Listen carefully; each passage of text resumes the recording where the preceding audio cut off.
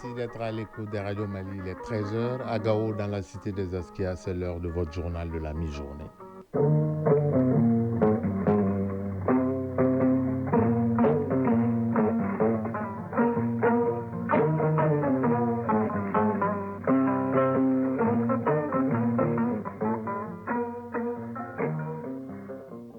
Le journal Ousmane Daou. Mesdames et messieurs, bonjour à la une de ce journal. Après la réussite de l'opération Maliko avec la posture offensive des FAMA, voilà l'opération Dugoukoloko présentée hier au président de la transition, le général d'armée Assimi Goïta lors du Conseil supérieur de la défense. Dugoukoloko va faire face aux enjeux sécuritaires du moment en consolidant les acquis de l'opération Maliko. Plus d'1 milliard de francs CFA pour anticiper, coordonner et faire face aux risques et catastrophes. C'est le coût de l'investissement du tout nouveau Centre national des opérations d'urgence de la protection civile. Arédou Matina nous dira toutes les commodités de ce nouveau centre. Le dossier culture de ce samedi nous amène dans la cité des Askia. Connaissez-vous Nane Nane, Manga Fodje ou le Ilo Ilo? Eh bien, certainement pas non si vous êtes habitant du Sud.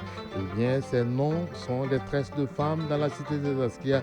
Avec Rakia Toutouré, nous allons tout savoir sur les tresses traditionnelles de la cité des Askia. En sport, l'actualité, elle sera omnisport avec l'athlétisme. Le meeting des 100 qui donne son coup d'envoi cet après-midi avec plus de 300 athlètes. On parlera également de Petite Reine, entendez par là le vélo. Le tour cycliste du Mali se poursuit.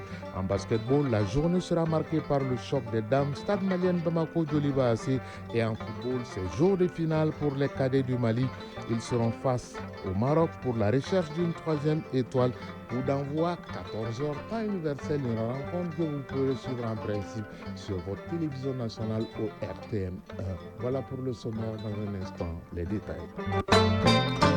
Samedi 19 avril 2025. Mesdames et messieurs, bonjour. Merci d'avoir choisi Radio Mali et bienvenue aux informations. Le général d'armée, chef de l'État, Assimi Goïta, a présidé hier la session du Conseil supérieur de la défense nationale. Une session au cours de laquelle l'état-major général des armées a présenté la situation sécuritaire du Mali à travers l'opération Maliko. Une opération qui a permis aux forces armées maliennes de monter en puissance, et une nouvelle opération dite Dugoukoloko a été dévoilée aux membres du Conseil supérieur de la défense nationale. Et l'opération Dugoukoloko a pour but de consolider les acquis et de faire face aux enjeux géopolitiques et sécuritaires du moment. N'est-ce pas, Tamsir Diabati? Pendant 3 heures d'horloge, la hiérarchie militaire a procédé à l'évaluation de la situation sécuritaire du pays. La rétrospective des actions menées par les forces armées maliennes dans le cadre de l'opération Maliko qui a fait ses preuves en matière de lutte contre le terrorisme. Général de corps d'armée Sadio Kamara, ministre de la Défense et des anciens combattants. Ce succès est dû à la clairvoyance du chef de l'État, à la bravoure du soldat malien, mais surtout au soutien constant du peuple malien. Au cours de cette session, les orientations données par le chef suprême des armées pour la planification est de redoubler d'efforts en vue de transformer les défis en opportunités pour le Mali et son armée. En donnant ces orientations pour les planifications futures, le chef suprême des armées nous a appelé à faire honneur au sacrifice de ce vaillant peuple, en redoublant d'efforts pour continuer le processus de consolidation d'une armée puissante, forte et respectée, qui n'acceptera plus jamais que l'État malien faiblisse, que le peuple malien soit humilié. Et si l'opération Maliko a montré ses preuves en matière de défense, Dugoukoloko, dévoilé au cours de ce Conseil supérieur de la défense nationale, fera aussi tâche d'huile, à en croire le chef d'état-major général des armées. Général de division Oumar Diarra, chef d'état-major général des armées. Ce Conseil supérieur de la défense nous a donné l'opportunité de présenter la situation sécuritaire qui a été évaluée à travers l'opération Maliko, qui a vraiment des succès très, très signifiants, qui ont été très bien magnifiés, d'introduire un nouveau projet, du plan Dugoukoloko, avec des besoins sur 2025-2030. Nous avons vraiment constaté que le politique a eu une attention particulière à ce que nous avons présenté en termes de bilan et en termes de perspectives.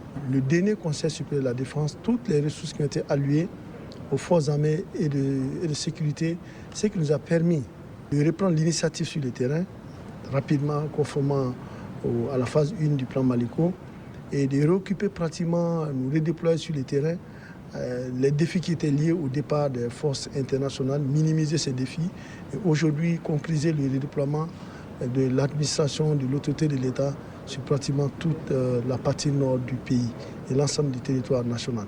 Certes, il y a des acquis en matière de défense et de sécurité, mais beaucoup reste à faire. Nous sommes conscients des défis qui nous attendent, qui sont liés à l'immensité du territoire national et la défense des frontières du pays. Et au nom du chef de l'État, le général d'armée Assimi Goïta, le ministre de la Défense et le chef d'État-major ont tenu à saluer l'engagement du peuple aux côtés de son armée, à tout moment et à tout prix. L'armée malienne de 2025 n'a rien à voir avec celle de 2020, grâce à un effort en montée en puissance sans précédent dans notre histoire.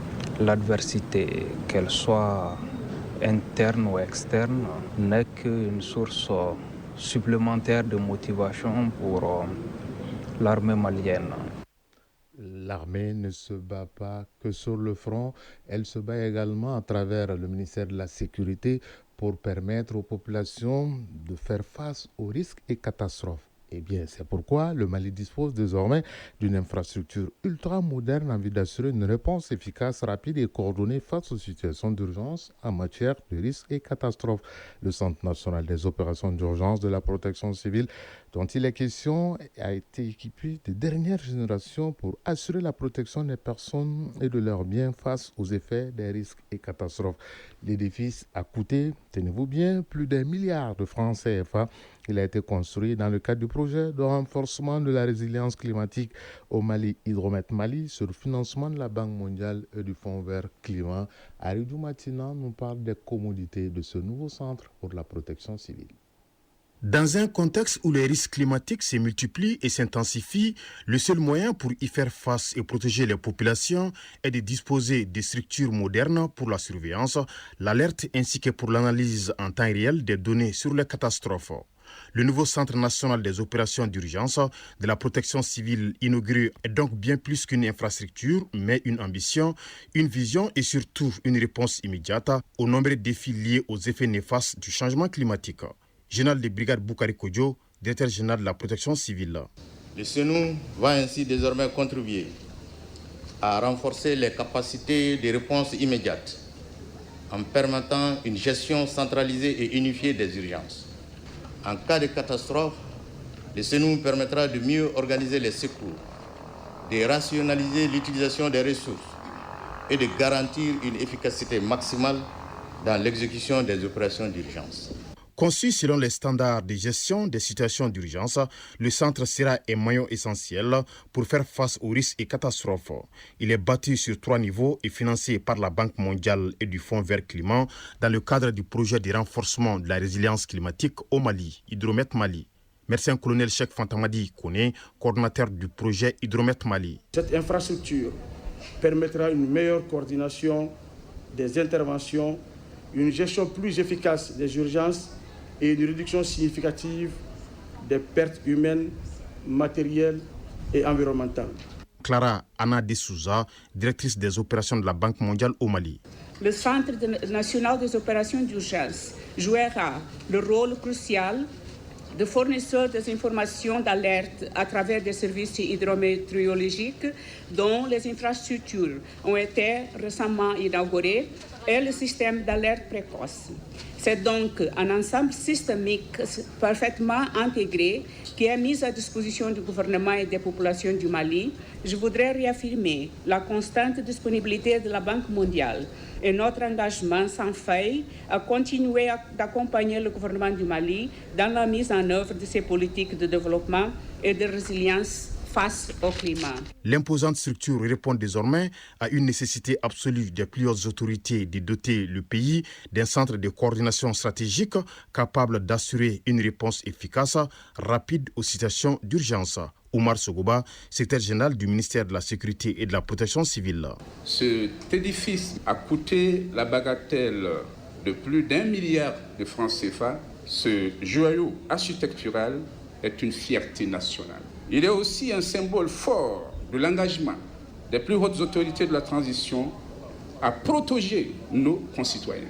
La gestion des risques et catastrophes répond fondamentalement à une approche intégrée et concertée impliquant l'ensemble des couches du pays. Et la protection civile, avec cette importante infrastructure, franchit désormais une étape majeure vers une gestion plus efficace, rapide et plus coordonnée des urgences. Une gestion coordonnée et efficace, c'est ce qu'a choisi le président de l'Association des municipalités du Niger en visite à Bamako. Il a été reçu par le président de la délégation spéciale de la mairie du district de Bamako avant de rencontrer certains directeurs du ministère de l'administration territoriale et de la décentralisation ainsi que l'ANICT. L'objectif est d'uniformiser les pratiques en matière de gestion territoriale et de municipalité au sein de l'espace AES Batraouri. C'est par le siège de l'Association des municipalités du Mali que la délégation nigérienne a entamé sa série de rencontres. Le directeur exécutif de l'Association des municipalités du Mali et le président ont, pendant près d'une heure d'échange, édifié les membres de la délégation du Niger sur le fonctionnement de l'association, ses acquis et ses difficultés. Le colonel Boubacar Soumana Garanké, président de l'Association des municipalités du Niger, et sa délégation se sont ensuite rendus à la délégation spéciale de la mairie du district de Bamako pour le même exercice. Bala Traoré, président de la délégation spéciale de la mairie du district. C'est l'AES en marche. Nous avions déjà un projet de nous rencontrer entre le président de la délégation spéciale avec les collaborateurs pour discuter, échanger les expériences. La dernière séance de travail de la matinée s'est déroulée au ministère de l'administration territoriale et de la décentralisation. Lassina Koulibaly, directeur général de l'ANCT. Voir quel cadre nous pouvons mettre en place pour que nos structures d'appui à la décentralisation puissent être une réalité pour nos trois pays et qu'on puisse vraiment déclencher un développement à travers la décentralisation de ces différentes collectivités territoriales que nous servons. Colonel Boubacar Soumana Garanké, président de l'Association des municipalités du Niger. Ça nous a permis vraiment de faire des échanges fructueux pour le rayonnement de nos deux capitales. Nous avons fait des échanges concrets sur la décentralisation, le cas du Mali et le cas du Niger. Donc ces échanges fructueux nous ont permis de voir les similitudes et les points améliorés pour le bonheur de nos populations. La visite à Bamako de la délégation nigérienne fait suite à celle effectuée au Burkina Faso. Les trois pays ont à cœur d'uniformiser les pratiques en matière de décentralisation dans l'espace AES. Actualité hors de l'espace AES à 13h11. En République démocratique du Congo, des négociations entre le gouvernement congolais et le mouvement armé AFCM 23 se poursuivent à Doha au Qatar. Cependant, il n'y a plus aucun échange direct autour de la table. Les contacts se font uniquement à travers les équipes de la médiation. La AFCM 23 insiste pour que son cas soit traité séparément du différent entre la République démocratique du Congo et le Rwanda, alors que Kinshasa considère la AFCM 23 comme un relais de Kigali sur le territoire congolais. Selon des sources proches du dossier, des avancées ont eu lieu car des concessions ont été faites de part et d'autre. Un document commun est en gestation. En Tunisie, le verdict dans l'affaire du complot contre la sûreté de l'État est tombé ce samedi. Sur les 40 accusés dans cette affaire, dont 8 sont actuellement en détention, la justice a prononcé des peines allant de 4 à 66 ans de prison. Ils ont été jugés sur la base de la loi antiterroriste, coupables de complot contre la sûreté de l'État et d'adhésion à un groupe terroriste. La plupart des détenus ont refusé de comparaître en visioconférence comme l'avait exigé la justice pour des raisons sécuritaires. Les avocats ont dénoncé un dossier vide et des vices de procédure et vont faire appel de ce jugement. En Italie, le vice-président américain J.D. Vance est en visite officielle au Vatican. Il est arrivé à Rome hier où il doit s'entretenir avec le numéro 2 du Saint-Siège aujourd'hui avant de participer demain à la messe de Pâques place Saint-Pierre puisque J.D. Vance s'est converti au catholicisme. L'occasion pour le vice-président américain d'apaiser les tensions entre le pape François et le président Donald Trump. Déjà hier, J.D. Vance a rencontré la présidente du Conseil italien, Giorgia Meloni. Toujours aux États-Unis, la Cour suprême ordonne au gouvernement de suspendre les expulsions des migrants vénézuéliens soupçonnés d'appartenir à un gang criminel en vertu d'une loi de 1798. Cette décision fait suite à un recours déposé en urgence par les avocats spécialisés en droit humain afin de stopper l'expulsion de migrants actuellement détenus dans un centre au Texas. Le juge a accordé jusqu'au 23 avril prochain à l'exécutif pour échapper à une procédure d'outrage au tribunal en se conformant à sa décision initiale. La Maison-Blanche a annoncé qu'elle contesterait en justice ses conclusions. Enfin, au Moyen-Orient, les États-Unis et l'Iran se sont réunis aujourd'hui pour discuter du développement du programme nucléaire iranien à Rome, en Italie. Des pourparlers qui se font sous la médiation d'Oman. Il s'agit de la deuxième réunion à ce niveau depuis le retrait américain en 2018 sous la première présidence de Donald Trump de l'accord international d'encadrement du programme nucléaire iranien. Lors d'une première rencontre la semaine dernière, les deux parties avaient qualifié les discussions de constructives. Dans un instant, le sport.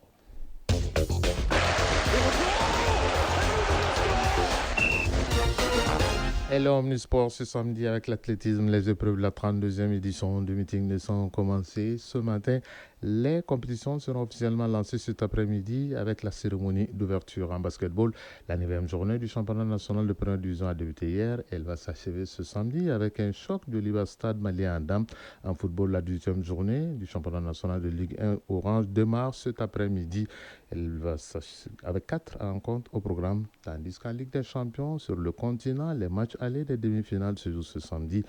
Et parlons justement de cette finale des cadets. Il s'agit de la Coupe d'Afrique des Nations entre le Mali et le Maroc. Une finale que vous pouvez suivre en principe à partir de 14h sur nos antennes, notamment sur ORTM 1. Le point de l'actualité sportive, c'est avec Fotigui Tunkara. Le Mali affronte cet après-midi en finale le Maroc au pays hôte de la CAN des moins de 17 ans. Le coup d'envoi sera donné à partir de 14h temps universel. Ce rendez-vous de cet après-midi sera la 4e finale pour les cadets maliens. Finalistes en 1997 au Botswana, puis champion d'Afrique en 2015 au Niger et en 2017 au Gabon. C'est le pays à avoir gagné ces trophées 2 fois successives. Le Mali a l'opportunité de devenir une nouvelle fois l'exception dans cette catégorie. En cas de victoire, le Mali deviendra le premier pays à remporter ces trophées à 3 reprises. En match de classement hier, le Burkina Faso a perdu contre la Côte d'Ivoire 4-1 au tir au but. Les scores étaient d'un but partout au bout du temps réglementaire. Ligue des champions d'Afrique de football. Les demi-finales allées nous proposent ce samedi 2 duels entre Sud-Africains et Égyptiens. À 13h, Mamelodi Sundowns d'Afrique du Sud accueillera les National Al-Ahly d'Égypte. À 16h, Orlando Pirates d'Afrique du Sud recevra Pyramide FC d'Égypte. Les matchs retour se joueront vendredi prochain. La Coupe de la Confédération prend le relais dimanche avec les demi-finales allées qui prévoient demain Simba SC de Tanzanie, Stellenbosch d'Afrique du Sud à 13h et Renaissance sportive de Berkane, CS Constantine d'Algérie à 19h. Les matchs retour sont prévus dimanche le 27 en cours. Championnat national de football professionnel Ligue 1 Orange. La 18e journée débute cet après-midi avec 4 rencontres au programme. Le Stade Malien de Bamako, leader, affrontera l'USFAS dans les matchs au sommet de cette journée. Coup d'envoi 17h au Stade Mamadou Konaté. Juste après, à 19h15, les 11 créateurs de Nyarela joueront contre les Étoiles du Mandé. Le premier FC Diara défiera l'AS Real de Bamako à 16h30 au Stade Salf Keita de Kati. L'US Bougouni accueillera l'AS Police à 16h au Stade Moussa Diakité UTA. Suite fin demain dimanche avec Bourba Afé au Stade Salf Keita de Kati, Binga FC Djolba AC et AS Bakardian Asko au Stade Mamadou Konaté. Du basketball avec la 9e journée du championnat national de première division qui s'achève aujourd'hui avec 4 matchs, parmi lesquels un somptueux Stade Malais de Bamako Djolba AC Andam. 7 à 16h au Palais des Sports Salamatou Maïga à AC 2000. Ce choc sera suivi de l'USFAS AS Commune 5 à 18h toujours Andam. Chez les hommes, le Stade Malais de Bamako jouera contre Atar Club de Kidal à 14h et à 20h, l'USFAS affrontera Faso Kanou. Déjà, quelques résultats ont été enregistrés hier. Chez les hommes, l'AS Police a gagné contre les CRBT 69-55. Andam, l'AS Police a dominé les CRBT 82-61. KSC a disposé de l'AS Real de Bamako 77-70. Traditionnel meeting des 100 en athlétisme. Les épreuves ont commencé ce matin, mais cette édition 2025 sera officiellement lancée cet après-midi avec la cérémonie d'ouverture. La compétition sera un véritable tremplin pour les athlètes de différentes spécialités. Oui, pour être complet avec l'actualité sportive, cette nouvelle que vous venez de m'amener, Tour cycliste international du Mali, la 6e et avant-dernière étape Fana Koulikoro, trajet long de 107 km a été remporté aujourd'hui par le Malien Tchemo Diamouteni, arrivé en première position. Il est suivi de ses compatriotes Yaya Diallo et Daouda Djiré. La 7e et dernière étape Koulikoro Bamako sera courue demain. Un tour cycliste suivi par notre envoyé spécial Famourou Djourté. Il est accompagné de Aboubakar Traoré. Page Mali Culture 2025. Et ce samedi, nous allons voir les tresses traditionnelles à Gao, qui sont un pan de la richesse culturelle de la cité des Asquets avec plusieurs significations. Elles transmettent des informations sur le plan social et culturel sur celles qui les portent. Mais depuis un moment, ces tresses sont peu visibles pour ne pas dire qu'elles ont tendance à disparaître pour leur valorisation. Le RTM Gao a fait un zoom sur le secteur des agents en passant par les spécialistes du domaine et les utilisateurs. Chacun s'exprime sur l'importance et le rôle que jouent ces tresses traditionnelles dans la consolidation de la culture à Gao. Connaissez-vous le Nané Nané ou le Hilo Hilo? La réponse est avec Rakiatou Touré.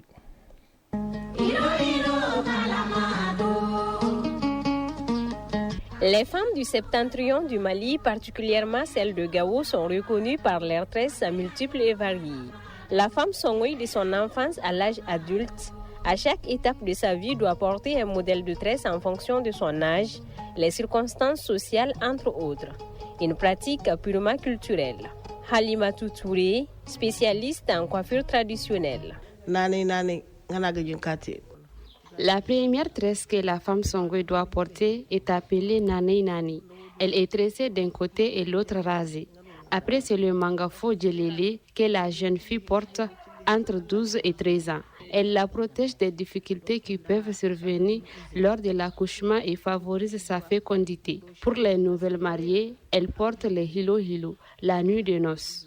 Le hilo hilo est porté seulement une nuit et ne doit pas être vu par le mari.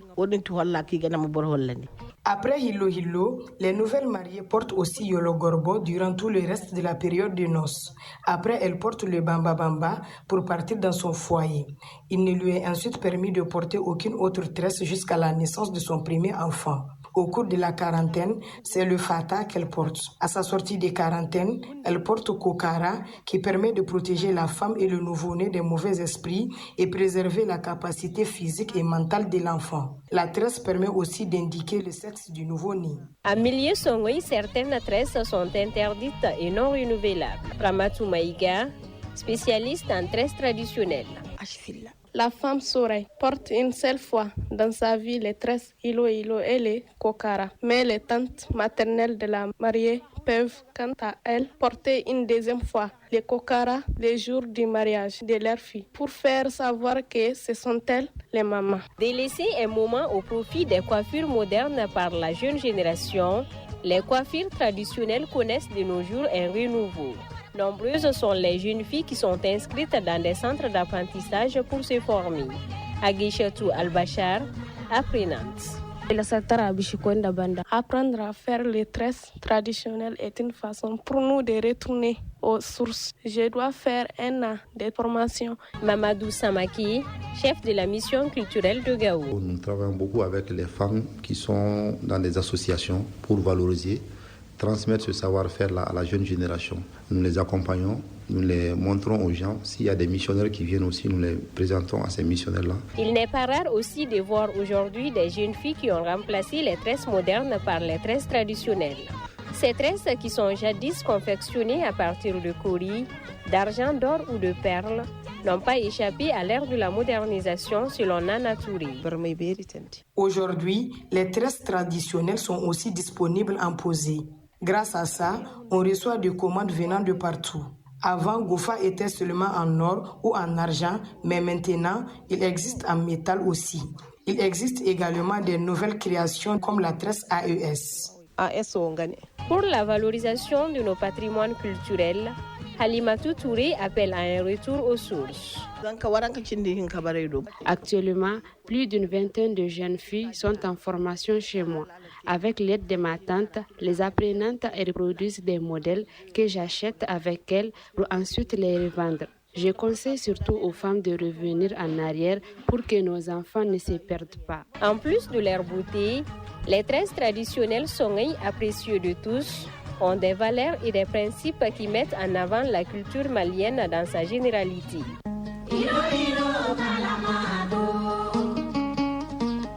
Gao, Rakiatou Touré, Alassane Ahmadou pour l'ORTM.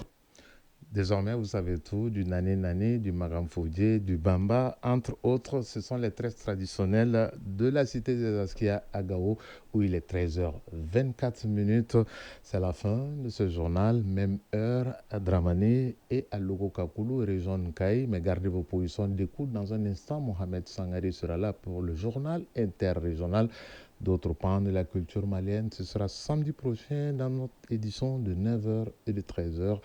Ce journal vous a été présenté par Ousmane Daou, mise en onde, Absi Traoré, mise en ligne, Badji Touré, réalisation, Draman Sanogo. Prochain rendez-vous avec l'actualité, c'est à 19h30. Vous serez en compagnie de Seydou Fomba. Si vous êtes à table, bon appétit. Si vous avez fini de manger, bonne digestion.